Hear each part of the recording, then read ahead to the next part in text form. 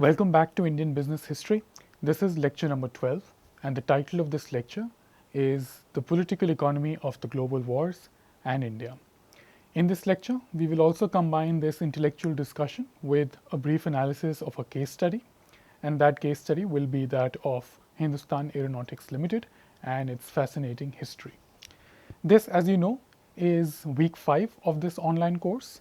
The theme of week 5 is Indian businesses and economy during the First and Second World Wars, ranging from 1914 to 1945. We have already covered lecture number 10 and 11, which dealt with the First World War and the Second World War and their impact on the Indian economy.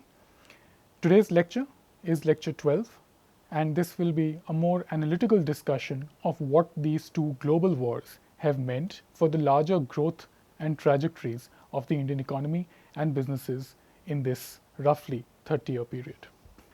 Just to offer you a brief recap of what was discussed in the previous lecture, which is lecture number 11.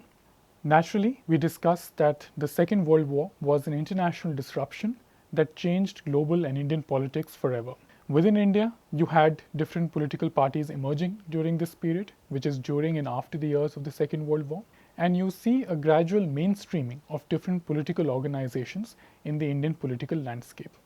As far as the economy and business is concerned, the years of the Second World War and the years preceding it and after that global conflict are remarkable for their role in the development of engineering-based industries in India. So businesses associated with the production of light engineering goods or heavy engineering machinery or light automobiles or heavy automobiles becomes a notable feature of this period as far as the economy and business is concerned. New business groups emerge who want or are interested in investing a share of their capital in these new and emerging sectors, and a gradual and steady growth of a new kind of business and economic landscape is now available for viewing in India, which is not just responding to the pressures of global warfare, but has a utility beyond the context of war. Additionally, we also discussed the emergence of new native businesses in different parts of the Indian subcontinent. So the growth and consolidation of the Murugappa group in southern India also marks the entry of southern Indian regions into India's business history in a major way from now on. And finally, we also discussed that the years after the Second World War were notable for the entry of diverse array of multinationals into the Indian market. These multinationals belonged to Western European markets, and some of them were key American companies which continue to operate in India. So the formal history of India's closer integration with countries such as the United States or other European economies, who in turn were interested in dealing with the Indian market, begins firmly in the 20th century. The focus for this lecture will be threefold. The first element that we will discuss will be an analysis or an appraisal of the full economic significance of the two world wars for the Indian business and economy. We have in the previous lectures discussed the specific impact of the First World War and the specific impact of the Second World War. In this lecture, we will undertake a more comprehensive analysis of what these two global disruptions have meant policy-wise for Indian business and Indian economy in this roughly 30-year period.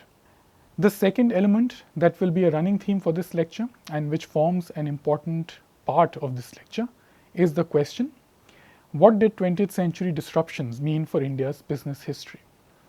As we have already discussed the specific role of the two global wars, this lecture will combine elements from these two events and also marry those elements with specific conditions that arose in the Indian subcontinent to chart a more innovative and layered history of India's business practices and economic activities during this period.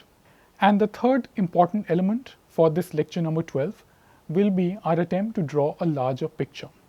We will discuss the state of politics and economy during 1914 to 1945, which is roughly the range of these two global wars in which India, as a colony of the British Empire, was perforce made to participate.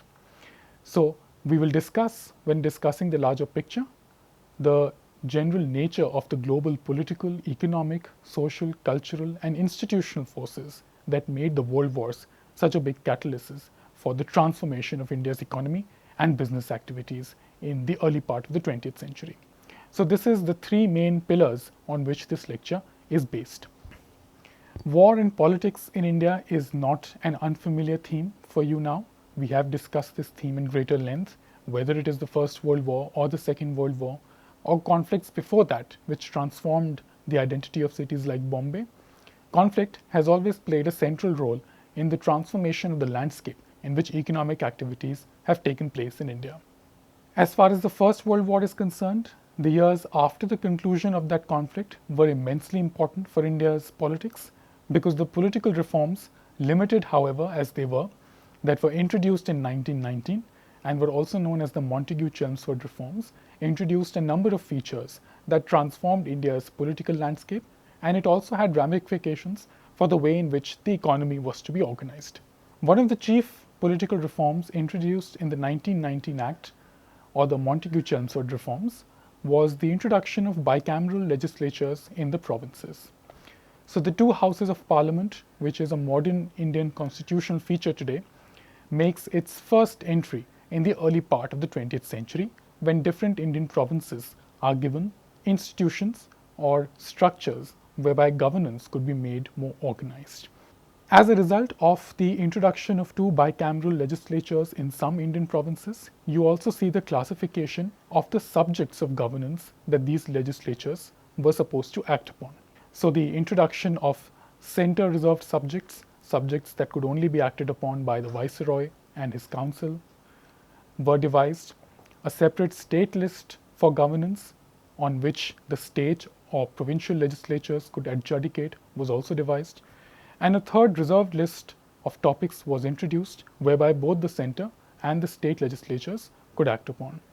So the formal classification or division of responsibilities or the invocation of the rules of business that could define what governance would now mean as far as the Indian subcontinent is concerned was now beginning to be thought about in more serious and regulatory frameworks. Apart from introducing modern political structures of governance, the years after the First World War, a trend which continues even after the years of the Second World War, was the greater demands for representation of Indians in the different arms of the colonial government and its various organizations. So after the First World War, one of the path-breaking features that was introduced in India as a result of nationalist demands and campaigns was the introduction of Indians as being trained as officers in the army in England. So from 1919 onwards, as part of an initial experiment, a small batch of Indian men were dispatched to England to be trained as officers with the same list of duties and responsibilities as their British counterparts. So the introduction of Indians as officers in the British Army or the British Indian Army was a significant feature that made or sought to make governance in India more representative after the First World War. While India's participation in the First World War was taken for granted, the British or officials of the colonial state in India were also aware of the strident and radical turns that the Indian nationalist movement was taking. In order to safeguard India's support for the First World War, some commitments were also granted pursuant upon India's entry into the First World War. While no firm promises were made by the colonial state, but just to soften the edge of the Indian nationalist movement, which was becoming more radical and more vocal, the British colonial state decided in its wisdom to offer some conditional promises in return for India's participation in the First World War. This transactional nature between India as a colony and the British state as the state controlling Indian affairs would continue even in the years of the Second World War, but the nature of the terms of engagement would change, as we will discuss in the course of this lecture. So as far as an intellectual analysis of the First and the Second World War is concerned, this unit is essentially a medium for us to analyze the changing terms of the relationship between India and the British colonial state as it evolved from the First World War until the years of the conclusion of the Second World War. Significantly enough, just as the government was becoming more representative by the greater campaigns to include more Indians in different kinds of services, there was also a gradual imposition of a tax regime onto the people of India. So the voting rights were granted to taxpayers. So the initial rounds of elections, whether local body elections or state elections that had begun to take place in the Indian subcontinent, were not based on a universal adult franchise. They were based on a limited electorate, and voting rights were only granted to those people who also paid some amount of tax. So the granting of voter rights to taxpayers, however limited that group might be, signaled the coming of modern forms of governance into the Indian subcontinent. This was also the refashioning of India's institutions and India's political sensibilities in the manner of the British state.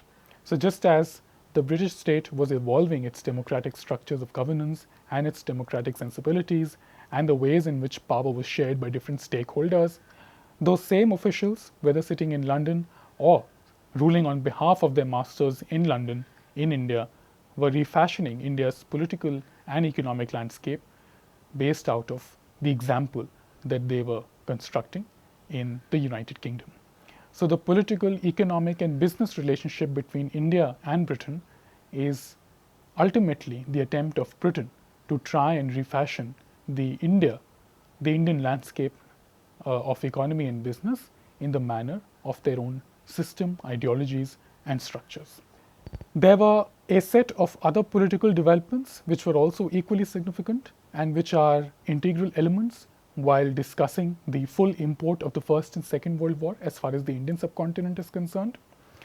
And as far as the other political developments are concerned, the first element that we have to remember was in the year 1911, when the British colonial government announces the shift of India's capital from Calcutta to New Delhi at the Delhi Darbar. The Delhi Darbar was a formal ceremony in which the British sovereign and his consort visited India, and they were received by a large multitude of Indian people comprising officials, the laymen, and different Indian princely states. So in this gathering of the British sovereign in India, a significant political decision was taken, which was to shift British India's capital from Calcutta to New Delhi. So 1911 also marks a historical milestone which signals the return of Delhi into formal politics of the 20th century. It had been the seat of Mughal kingdom for several years, if not centuries, and its decimation after 1857 was seen as a downgrade in its political and economic status. So in the early part of 20th century, when the formal decision is announced to shift the capital of British India back to New Delhi, it signals the return of formal politics and consequently more economy and business related activities back to the northern center of the Indian subcontinent. From the year 1911 to 1931, which is a 20-year period, this phase witnesses the construction and reconstruction of Lutyens' Delhi after the 1858 destruction. Lutyens' Delhi as a phrase is a tribute to the British designer who designed the plan for this new city of Delhi that was christened as the capital of British India. So Edward Lutyens was the foremost designer who conceptualized and implemented the plans for the designing of this new imperial capital space. So the construction and reconstruction or designing of this new imperial city that would be designated as the capital city of British India was named after its chief designer. So this 20-year period basically, which involves the period of the First World War also, was spent in redesigning a new capital for the British Empire. The shifting of the capital back to New Delhi was also a political move because it was felt that Calcutta was becoming a radical center for active politics. So the shift to Delhi was partly a move to move away from those kinds of politics to safeguard the authority and legitimacy of the colonial state. And the decision to shift back to New Delhi or to design a new space as the capital of British India was also a political signal to radiate the element of the continuity of power that was radiated from the center of the Indian subcontinent for several centuries. Delhi was not just the seat of the Mughal emperor. Previously, it had also served the capital of the administrations and kingdoms that ruled over the subcontinent preceding the Mughals. So the British desire to name New Delhi as the new capital of British India was to signal or project themselves as the new masters of the Indian subcontinent. With this official decision to move India's capital northwards, you see the emergence of Delhi as a hub of greater industrial investment. So in the years after 1930s, big businesses like the Birlas and Dalmias also shift a share of their operations significantly to Delhi or areas north of Delhi. So just as the world wars and the Second World War to be precise, was responsible for the generation of immense entrepreneurship capabilities in the southern part of the country. The north also cannot be ignored, as the shifting of the capital to New Delhi shifts the historical gaze back to the northern parts of the Indian subcontinent. As a result of the movement of big businesses towards Delhi and the areas surrounding Delhi, you also see a gradual movement of key native Indian businesses northwards. So the center stage that areas like Punjab and areas north of Punjab took as far as industrial manufacturing and factory output is concerned was directly related to this decision of moving the political center of the Indian subcontinent to the site of New Delhi. So political decisions had immense economic ramifications, and this coming together of political decisions with economic structures and institutions was a crucial feature of these years. How did evolving colonial policies help or hinder Indian businesses? I want to try and analyze this question in its broad context because we have already discussed specific episodes of the First and Second World Wars. In this lecture, I want to pick up certain important themes from those two previous lectures and try and give you a more wholesome response to this question, which tries to ask what did colonial policies do to either help or hinder Indian businesses.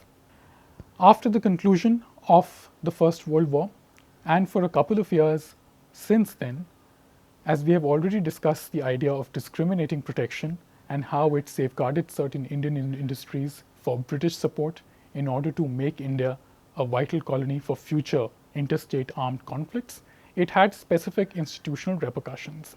We have discussed what the idea of discriminating protection was and how it was a strategic device employed by the British state. Today I want to give concrete examples in the ways in which the idea of discriminating protection and certain other colonial legislative policies helped or hindered Indian businesses after the years of the First World War. In 1919, as part of the idea of discriminating protection, some protective duties were imposed on steel imports that were coming into India.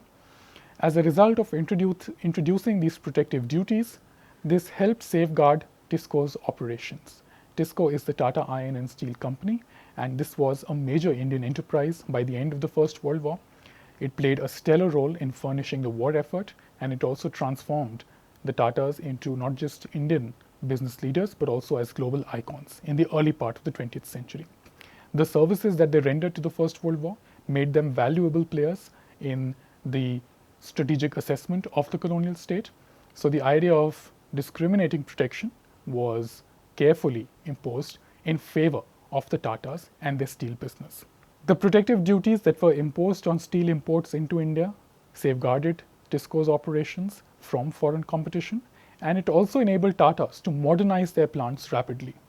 The steel business in the early part of the 20th century, as it is even now, is dependent heavily on advances made in science and technology.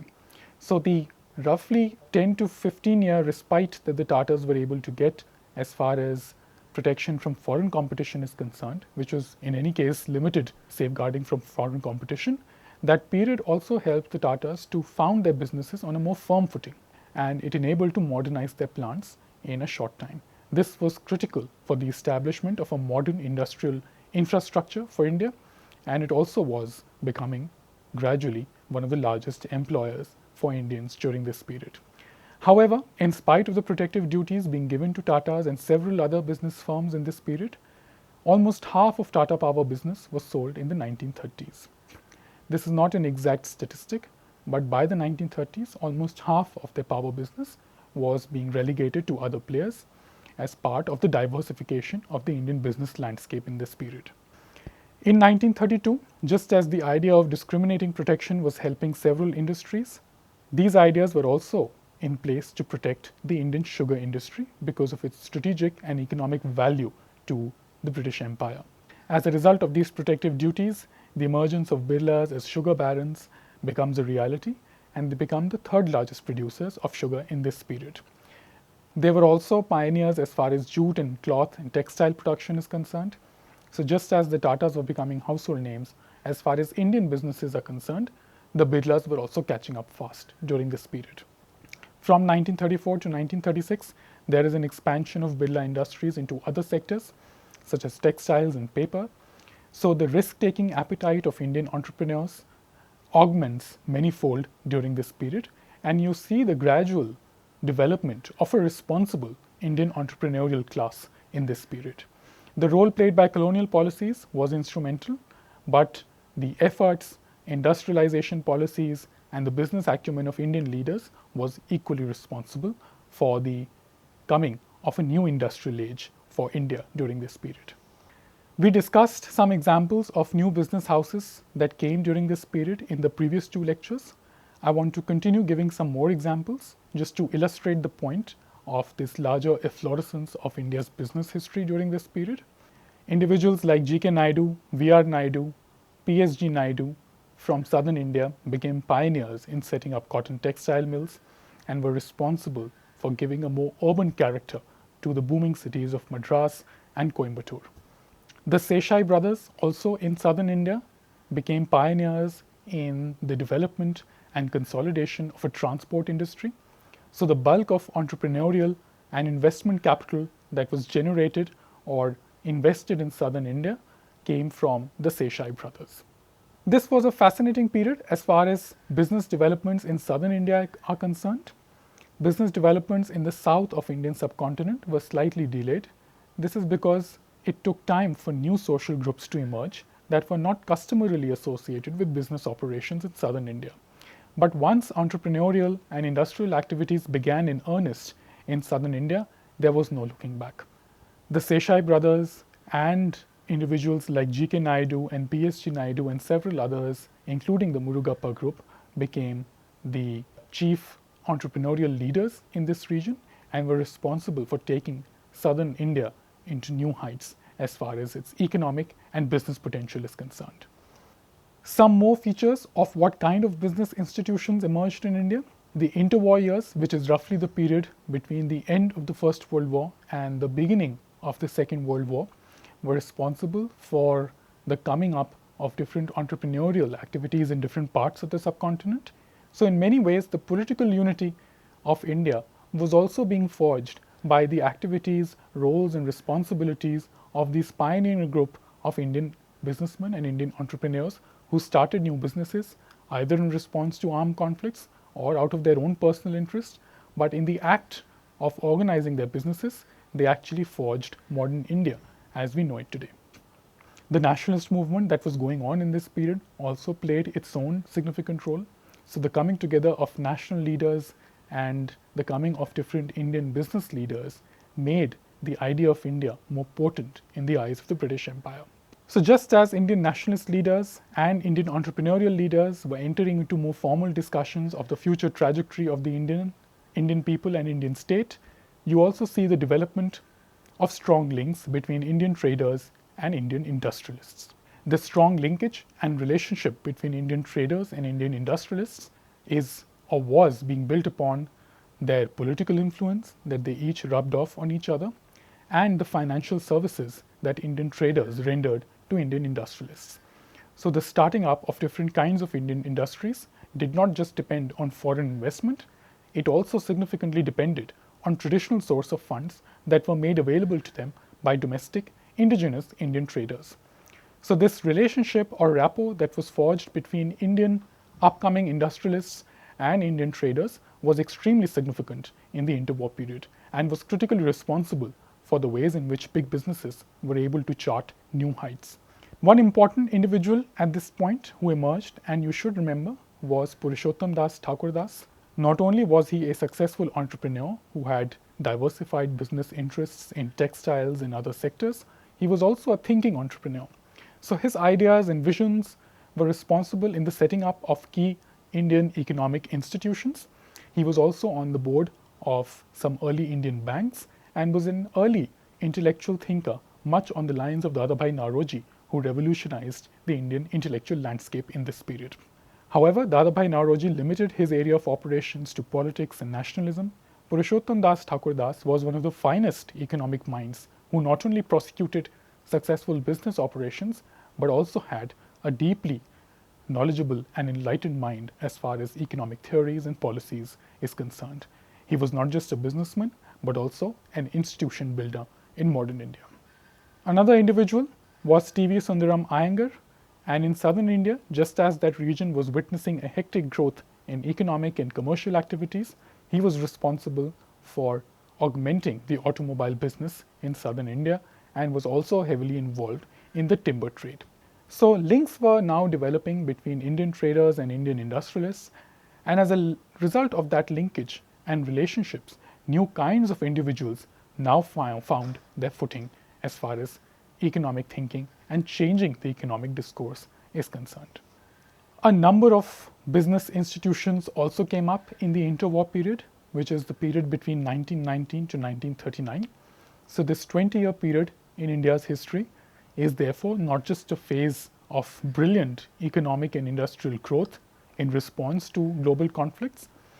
It is also a significant period to chart the growth and evolution of some significant economic institutions which continue to operate and exercise enormous influence in present times.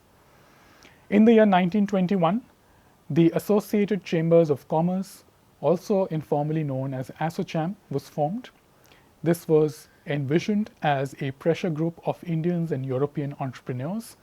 It was an institutional gathering of Indian businessmen and European businessmen, and its role was to largely function as an informal think tank or a lobbying group to try and convince the different official stakeholders in India to devise policies that would be friendlier to business, economic, and commercial activities in the Indian subcontinent.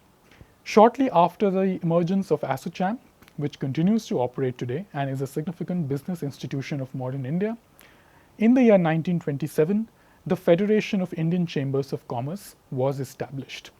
The Federation of Indian Chambers of Commerce is known as FICCI, and it was an organization that was initiated by some of the luminaries as far as Indian politics and Indian business is concerned. The Federation of Indian Chambers of Commerce was initiated. Its establishment was initiated by M.K. Gandhi, G.D. Birla, who was the founder of the modern business empire of the Birlas, and also Purushottam Das Thakur Das. So the chief contribution of men who were leading the Indian political movement and also the leading lights of the Indian business landscape was not just their ability to mount successful business operations, but also their ability to form new institutions that could lobby, convince the government to implement or think about policies that could foster the growth or support an ecosystem in which entrepreneurship and business practices could be supported.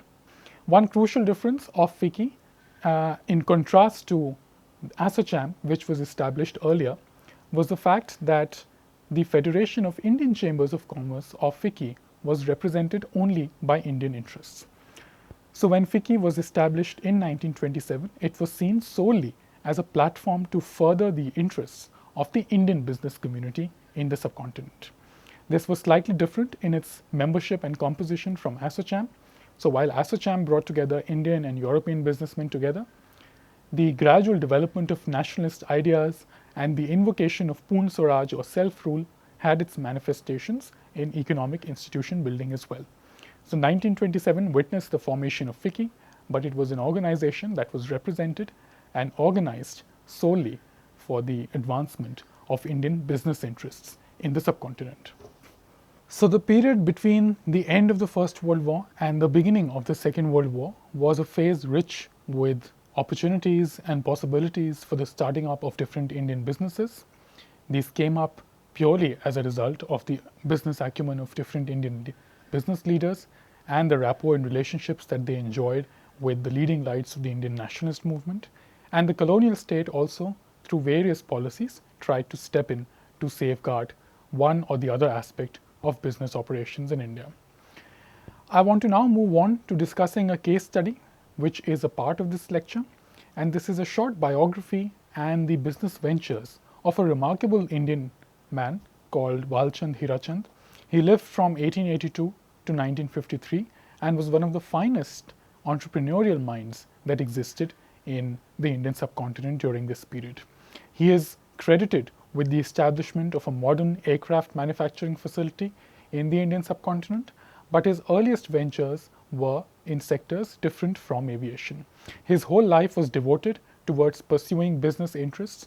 He was an intrepid business man. He was brave and bold enough to invest in a wide variety of sectors in the Indian subcontinent during this period, did not hesitate to invest in seemingly poor business ideas, but his business acumen and his involvement in different kinds of businesses gave him a rich wealth of experience and makes him one of the notable figures of India's business history of this period.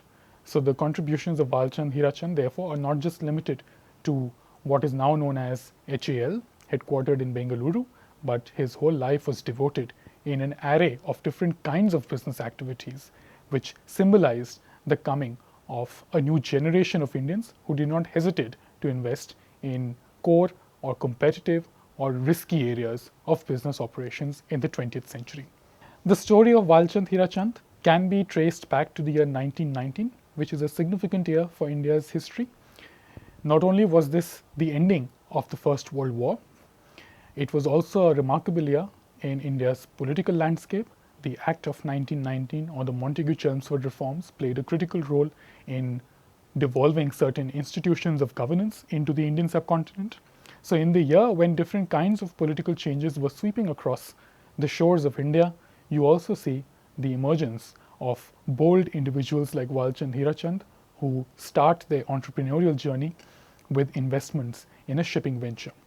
In 1919, Walchand Hirachand launched the Scindia Steam Navigation Company, and as soon as it was launched, it was also listed on the Bombay Stock Exchange. It raised mainly Indian capital for its operations, and the significance of this I will point out now. Just as the Tatas and Birlas had started their steel mills and their jute mills respectively, and this was seen as not just the coming of new Indian entrepreneurs, but a renewed attempt to break the European or British monopolies in those sectors, Walchand Hirachand's investments in shipping in 1919 and the years after it was seen as a bold Indian attempt to shatter British monopoly in this core strategic business operations of the British Empire.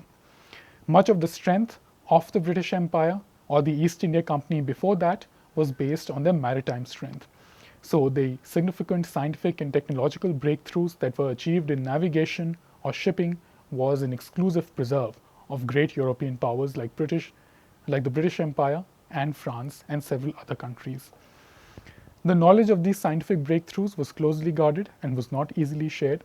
So Walchand Hirachand, as an Indian, to start investing in a shipping venture was seen as a direct assault on the monopoly and the hegemonic tendencies of the British shipping lobby that existed not just in India but across the British Empire in the world. 1919 onwards, Walchand Hirachand made bold attempts to expand Scindia shipping, but these attempts were thwarted by British lobbies unfairly and illegally. It is fair to remember that Indian shipping ventures had been mounted as early as the late 19th century. So the first shipping venture, or one of the earliest shipping ventures to have come up in the Indian subcontinent, was in the year 1870. And since then, several shipping companies were registered by Indians, but the sheer might and the lobbying power of British shipping companies was such that not even one shipping company registered by Indians was able to survive or operate successfully. So in this general context in which shipping was not allowed to operate successfully as an Indian industry was carefully the making of exclusively the British lobbies in this period. Most of the Indian shipping ventures that had started to be established in the late 19th century and onwards had all failed. The phase between 1860 to 1925, when about 100 Indian companies were registered, which were shipping companies or associated with the shipping business, had all been made bankrupt by the scale and might of the British shipping industry that operated in the high seas, including the Indian Ocean. So the sheer scale of operations and the dominance of the British shipping interests made sure that any companies registered which was not being managed or financed by Europeans was seen as a potential disaster. So it is in this context that you have to remember that Walchand Hirachand decided to start his business journey by investing a share of his capital, which was his own capital and some money borrowed from his friends, that he started a new shipping company in an otherwise economic context in which the shipping interests were primarily represented and dominated by British traders and British businessmen. Needless to say, this shipping venture also died out by the early 20s and 30s. So Walchand Hirachand's first forays into entrepreneurship were built on the shaky foundations of a tottering shipping venture that was made inadequate and was made bankrupt by the policies of the British colonial state. By 1940, however, Walchand Hirachand is undaunted and decides to invest in aircraft production. His investments in this core and strategic industry, something which had not been tried out ever before by an Indian, was helped significantly by investments from Mysore, by investments also from China and the US. And as a result of his international contacts and investments, the Hindustan aircraft factory was born in 1940. It is a tribute to his business acumen and his fearless and intrepid nature that, far from succumbing to the despair and disappointment of failing in the shipping business, which in any case was brought about by the machinations of the shipping British lobby, Walchand Hirachand decided to start another new venture, equally strategic and equally bold in its comparison to shipping, and decided to give the Indian subcontinent its first modern aircraft manufacturing facility. However, by 1942, the colonial government takes control of the Hindustan aircraft factory. The reasons for this are obvious. 1942 is when the Second World War was at its peak. There were battles happening not just in Europe, but also in India's eastern frontier. Japanese aggression was also at its peak, and the foundations of the British Empire in Asia were shaking violently. The obvious strategic nature of the Hindustan aircraft factory and its goods and services was reason enough for the government to take it over. This was also an example of the requisitions that we discussed in the previous lecture. And after the end of the Second World War, in the year 1947, the Indian government took over the control of the Hindustan aircraft factory, and in 1964 it was rechristened as Hindustan Aeronautics Limited. This is a business entity that still operates in India and is one of the only few facilities, indeed in the world, that manufacture aircraft systems and aircraft units for India and for other parts of the world. And the contributions of Walchand Hirachand in investing in a critical area such as this is remarkable and worthy of taking note as far as India's business history is concerned. 1945 onwards, with the gradual loss of the private control over the aircraft manufacturing business, Walchand Hirachand diversifies his business operations to different areas. So, starting his journey from shipping and making immense contributions towards the setting up of the HAF or the HAL, Walchand Hirachand then graduated towards making significant investments in setting up sugar mills, in the oil industry, and in producing agri-goods. So the story of Walchand Hirachand, therefore, is not just the diversification of business interests in the years in which he lived in India, it is also a story of undying and undaunted entrepreneurial capabilities in the face of stiff opposition from different quarters, whether it was the British government or the shipping lobbies of British businessmen or challenges after independence. Walchand Hirachand was one of the early pioneers as far as industrialization and business activities are concerned. Much akin to Walchand Hirachand's business operations, there were also pioneering developments happening in civil aviation in this period, and the man responsible for these fabulous achievements in the aviation industry was Mr. J.R.D. Tata, who was a distant relative of J.N. Tata and his descendants. And in the year 1932, which is 7 years before the Second World War erupted in Europe, Tata Airlines was founded. This was yet another business ventures of the Tata. So they had begun, as you know, their business journey by making modest investments in international trading in commodities like cotton, etc. They gradually started focusing their attention on establishing steel and iron mills. And by the mid part of the 20th century, Tatas were also known for their investments in setting up a civil aviation industry in the Indian subcontinent during this period. After the establishment of Tata Airlines as mainly a cargo service which could transport goods from one area to the other in 1932, 6 years later, 1938 witnesses the expansion of Tata Air Services into the passenger domain. So while they started out by projecting Tata Airlines as a cargo service, by 1938, civil aviation in its true passenger delivery sense had begun to take off in the Indian subcontinent. From 1939 to 1945, some of the operations of Tata Airlines was halted, and as part of the requisition effort of the colonial state, which took over most of the strategic assets of the Indian subcontinent to furnish the war effort, most of the air services, including those of Tata Airlines, were taken over by the British government during the Second World War in this period. After the end of the Second World War, in the year 1946, Tata Airlines converted to Air India, which became a public limited company, and it began or resumed its civil aviation purposes and became one of the prime airlines that could transport humans from one part of the subcontinent to the other. So the rise and expansion of civil aviation happened during this period, and it continued well after the Second World War was over. In 1948, this year was a red letter day for Air India because the first international overseas flight was inaugurated. This was the Bombay-London inaugural flight for Air India, and this marked the internationalization of India's growing aviation industry. So the aviation industry was one of those few examples of industries and businesses that may have grown up in response to the Second World War and the wartime mobilization that it brought along, but these businesses continued to grow and evolve even after the Second World War had come to an end. So there was now a development of a context in India's business landscape where industries were set up by Indians, but they had enough sustenance for themselves to keep growing even after disruptions had come and gone.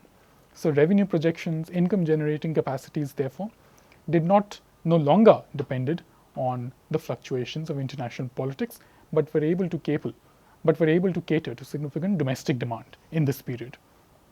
I want to offer a larger picture now, which will also give you a synoptic view of what these interwar years meant for India's economic, business, and political landscape in this period.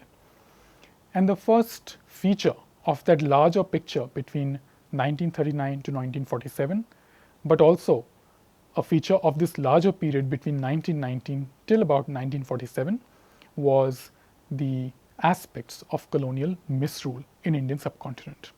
In the year 1943, you see the tragic and sad spectacle of the Bengal famine of 1943, and this was responsible for around 3 million deaths. This was a stark example of the mismanagement of public funds and food that could have been redistributed efficiently amongst the Indian population. This was also a function of international disruption brought along by the Second World War.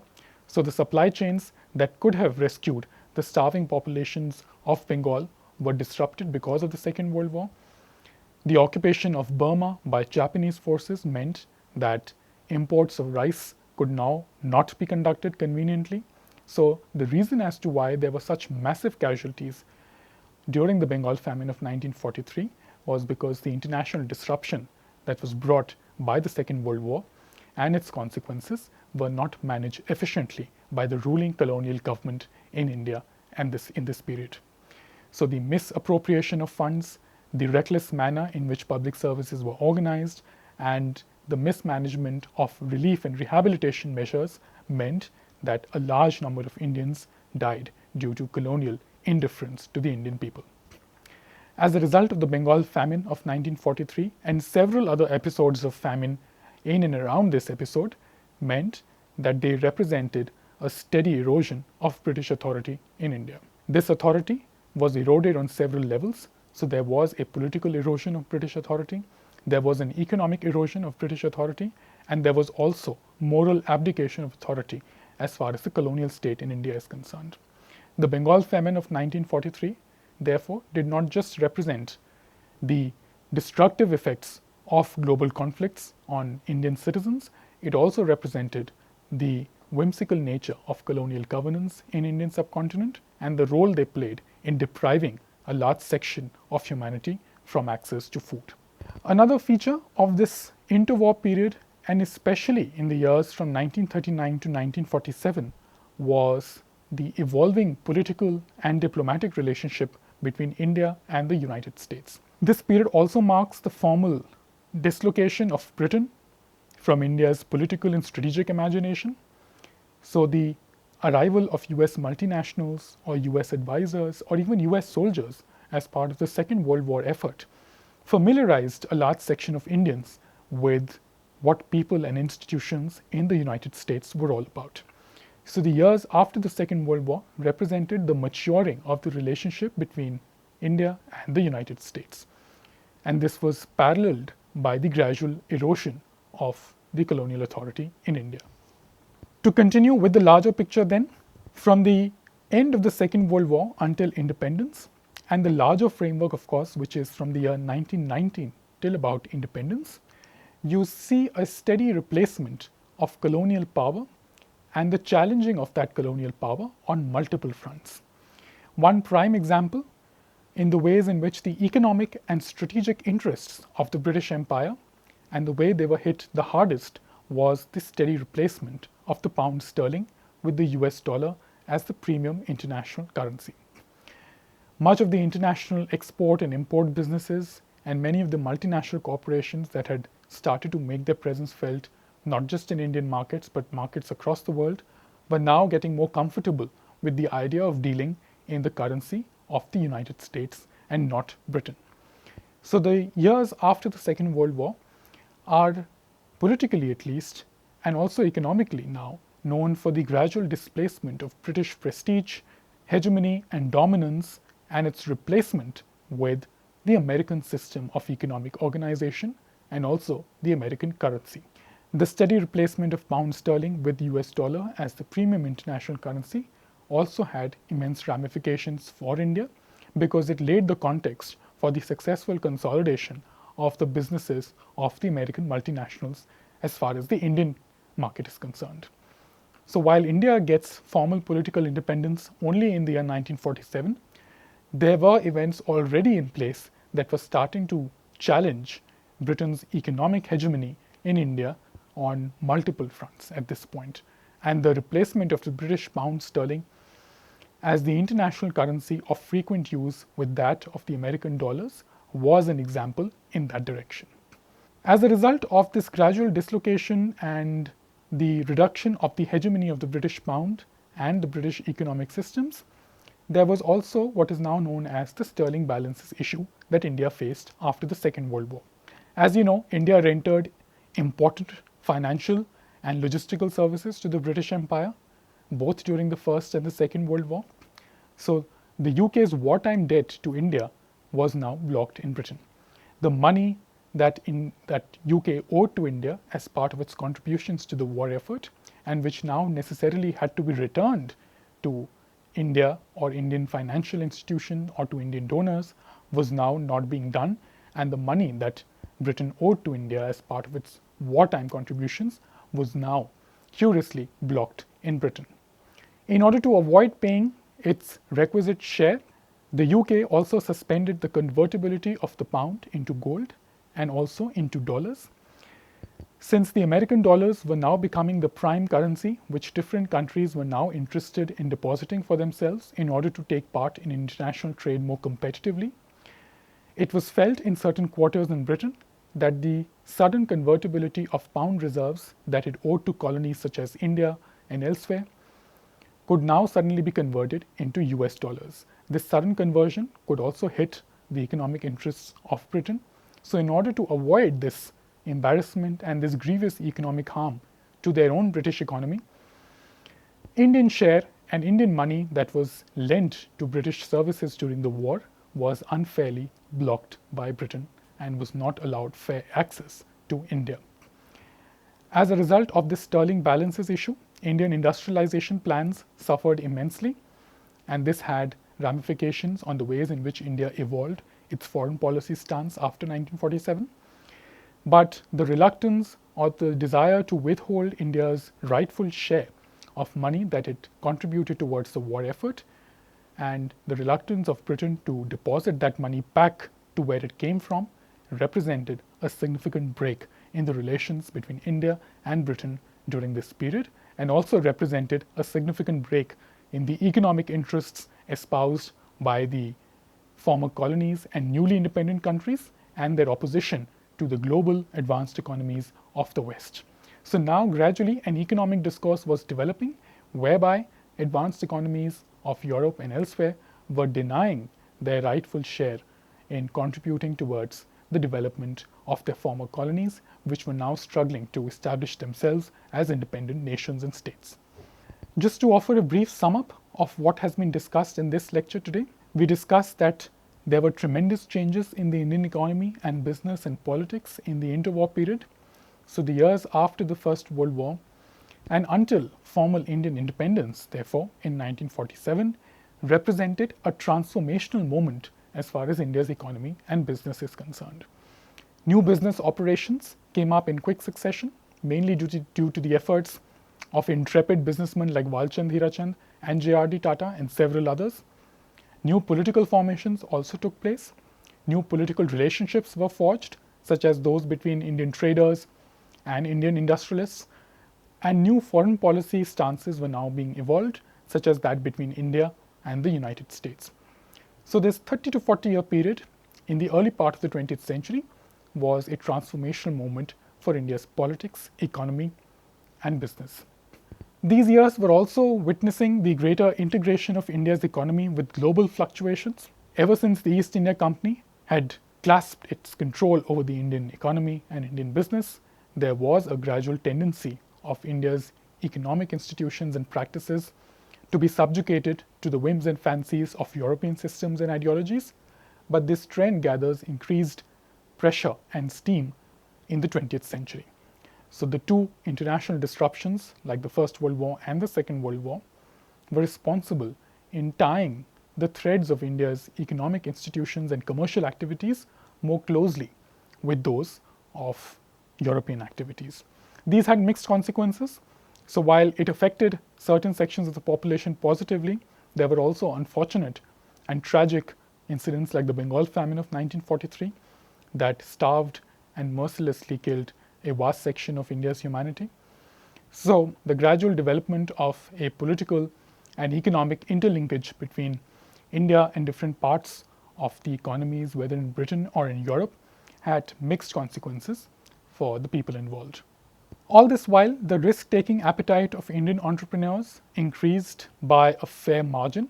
Individuals like Walchand Hirachand, J.R.D. Tata, several intrepid businessmen from the southern, eastern, western, and northern parts of India were now taking an increased active interest in investing a share of their capital into risky areas of operations. They were no longer held back by the danger of those businesses collapsing, but they had only the strength of their ideas and a wealth of their experience to draw sustenance from. So the entrepreneurship capabilities of Indian business leaders was witnessed early on in a very positive manner in these years. In the next lecture, we will discuss independence and industrial planning from the years 1947 to 1960, and we will also examine the origin and evolution of some key public sector undertakings in India. So we will move our story forward, and the context of our discussions will now change from colonial history into modern India's independent history. Thank you.